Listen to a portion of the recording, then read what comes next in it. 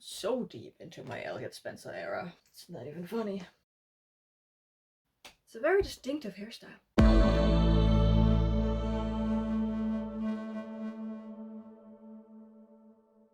Hi! Hey! Hi! It's me, your Void. And I'm actually going to tell you about the books I read last month. So this is a premiere thing, first time ever of me doing a wrap-up. I know, shocker, I actually tell you about the books I read. Who would have thunken? But yeah, February wrap-up. I attempted to read 4 books. I finished 3 of them, and one I have yoten out of my general vicinity because no. So I'm going to tell you about that. First up, we have Kiss of Deception by Mary E. Pearson in all its floppy greatness. I listened to this on audio while I was reading it. So this is pitched as a fantasy romance with a love triangle. We all know it's actually more of a letter and less of a shape. Anyways, 2 guys, 1 girl, boom. That sounded very wrong given that this is a YA fantasy. So we follow Leah, who is a princess, and she is supposed to be married off to a prince. Supposed to be, because we start this book by her running away in order to not be married to the prince. And then we follow her trying to live a normal peasant life in a tavern somewhere in a, I think, coastal city. But there are 2 very, very, very attractive young men that kind of interrupt the normalcy of everything. One of them is the prince that she was supposed to marry, because he's trying to find her in order to, marry her, and he finds her in this tavern.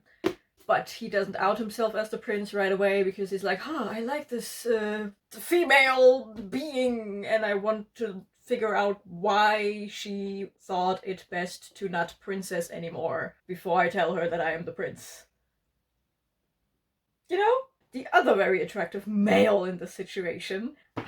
The fact that I'm using this terminology, oh my god, I hate myself so much for this, is an assassin sent to kill the princess, to start a war. And then he sees the princess in the tavern where he finds her, and he is like, she good looking, she kind, I don't think I want to kill her. So he doesn't. And instead he competes, literally, with the prince in order to get her attention. Both of them managed to get her attention, and there were multiple points in the story where I was like, come on, thruples are a thing. And then I had to take a step back and remind myself that sometimes straight people don't get the concept of a polycule. Okay, cool. And by the end of it, we have a little revelation.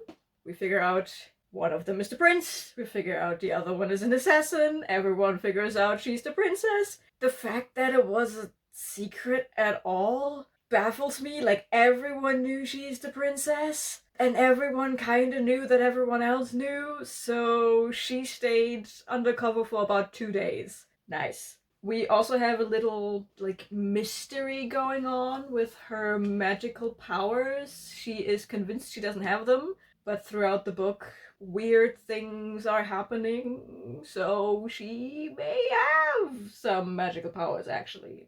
And, of course, it wouldn't be a perfect love triangle without some romantic kidnapping in order to save the princess's life. Yes, you heard that correct. And then we have a little travel sequence throughout these beautiful, beautiful lands.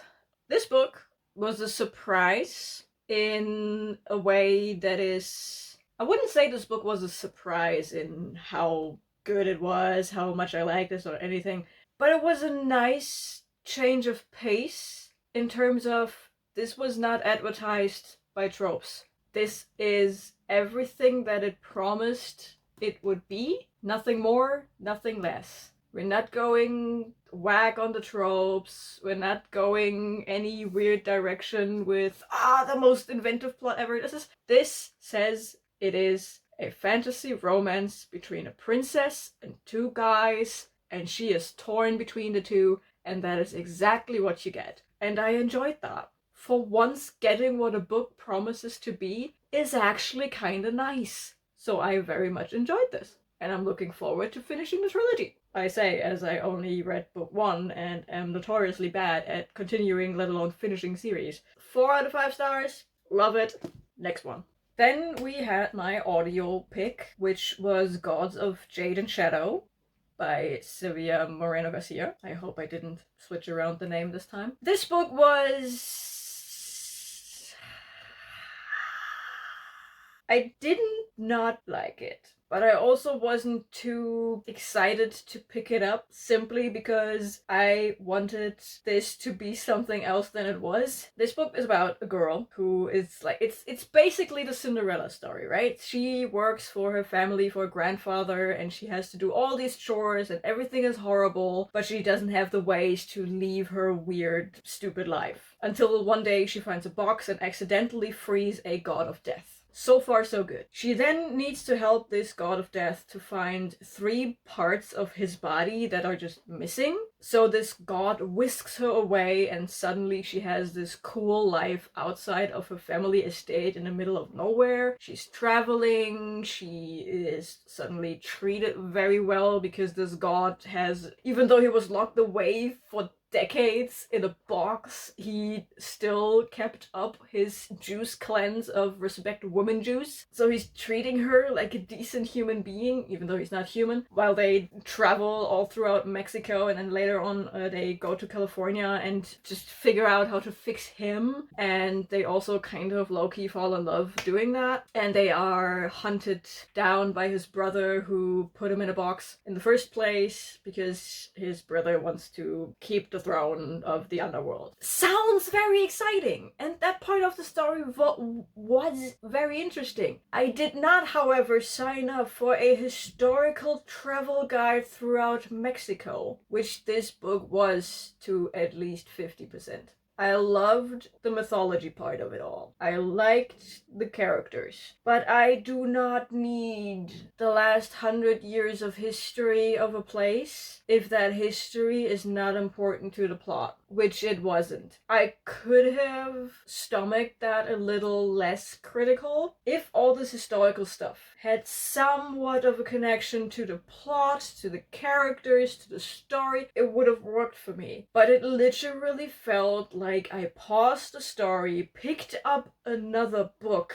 flipped through it, and it literally was like a dry as fuck historical guide about the city we are in at this point. Which is not what I signed up for. If I want to read a historical guide about a city, I pick up a historical guide about a city, not a fantasy romance book. You getting what I'm saying here? So yeah, that was a solid 3.0 in this whole thing, actually like a 2.5. It was literally the part that made this a fantasy romance book, nice. The part that made this a historical guide to Mexico, blah. So without all that weird historical travel guide thing, I think it would have added up to being more. So I gave this a 3-star, and I promptly kind of forgot about it because, yeah. I would have loved to have a bit more gods, a bit more Jade, and a bit more shadow in it, and a little less tourism guide to Mexico. Each be what it be. The last book I read front to back was Prey Drive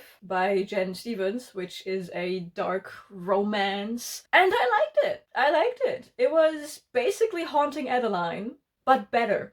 Actually better. It wasn't as repetitive as Haunting Adeline. I was way more interested in both of these characters because they both felt like they actually have a goal besides romping. I liked it. I very much liked it, and the ending threw me into a spin, which doesn't happen a lot. It was a really good book.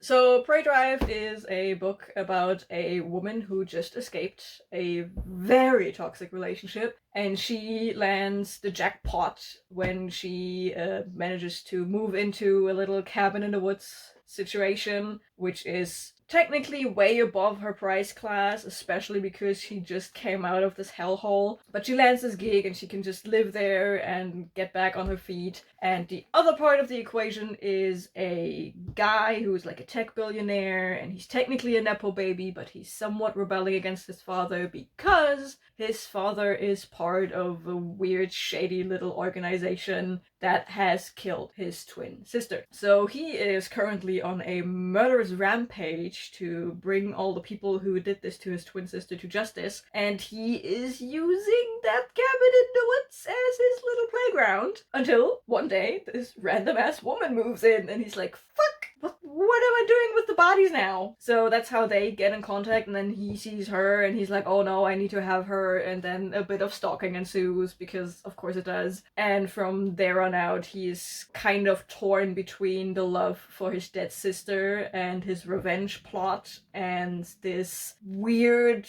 jumble of emotions he's feeling for this new woman in his life. It's more that he is in her life without her knowing, but that's beside the point. And I don't know, these characters just felt way more three-dimensional than anything that was happening in Haunting Adeline. And there's not as much. This is sold as a stalker romance, but the emphasis is less on the stalking, actually. It is literally more about how these characters deal with their individual problems, and one of these characters is dealing with his problems in a way that puts him into the other character's orbit, and then things spiral out from there. Also, she reacts in a way more sane way to him stalking her once she finds out. It's still insane, but it's I can only summarize this as it did everything Haunting Adeline did, but better. We also don't have a weird little gun scene. If you know, you know. 4 out of 5 stars. Really like that one. I do want to read the second book because holy shit, that mystery twist thing at the end. I need to know what's happening next. What in the multiverse of madness is going on? Like, what the fuck? And then we come to my DNF. Now,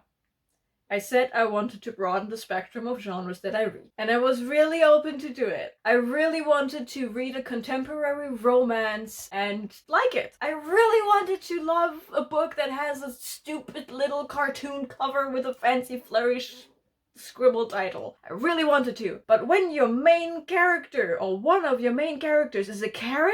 No.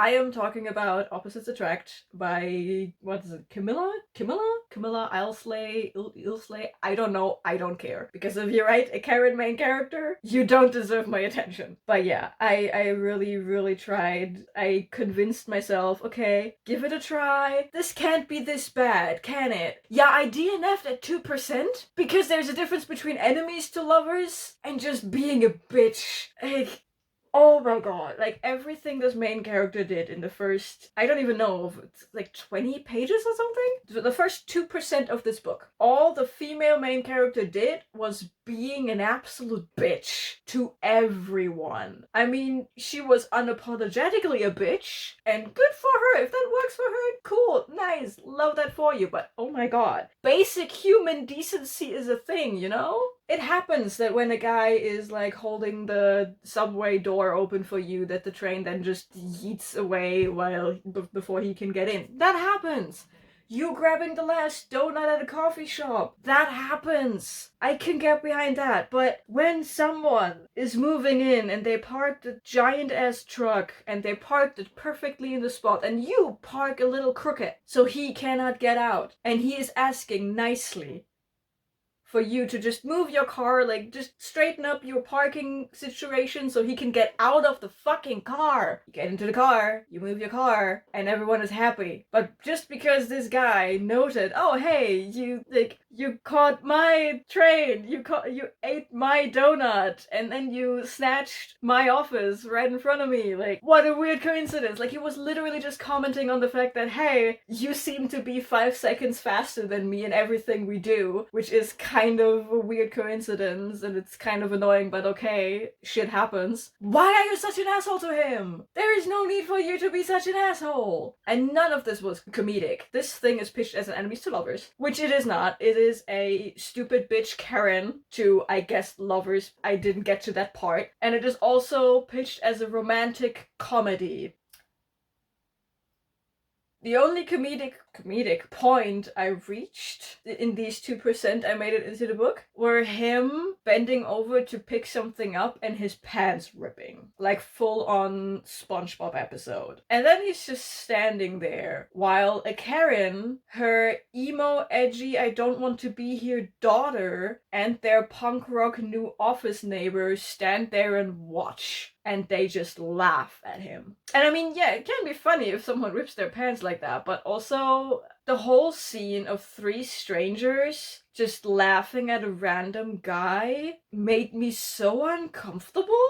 Like, they were just openly laughing. It's like, I don't know, maybe it's me and my social anxiety talking, but I wouldn't be you don't laugh out loud at people you don't know. Is this me being autistic again and not being able to read neurotypical people? Or like, I don't know. But that was the scene. I finished that scene, finished that chapter, and I was like, no, this is not for me. This is not for me. This Karen can go fuck herself. I hope this guy gets his pants repaired. No, thank you. Goodbye. So I DNF'd that one. I will, however, give contemporary romance another shot if it comes up again on my TBR, but not like this. Not like this. Take your Karen characters and get out of here. No.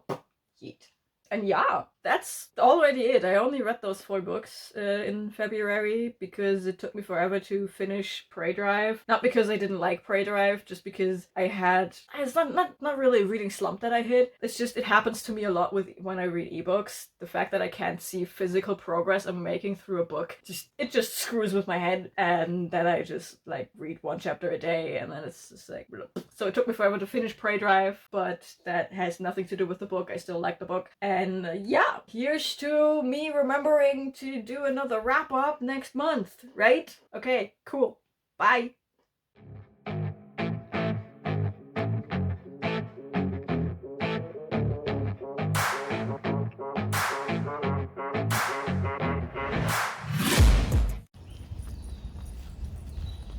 Milo.